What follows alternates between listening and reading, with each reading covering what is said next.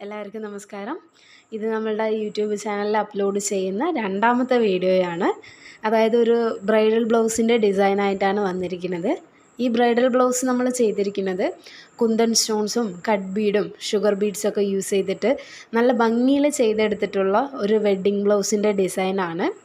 നമ്മൾ ഈ blouse customer ഇട്ടിട്ടുള്ള പിക്ക് വന്നിട്ട് അർച്ചന ഡിസൈനർ ബൊട്ടിക് എന്ന് പറയുന്ന ഇൻസ്റ്റാഗ്രാം പേജിൽ തന്നെ നമ്മൾ അപ്ലോഡ് ചെയ്തിട്ടുണ്ട്.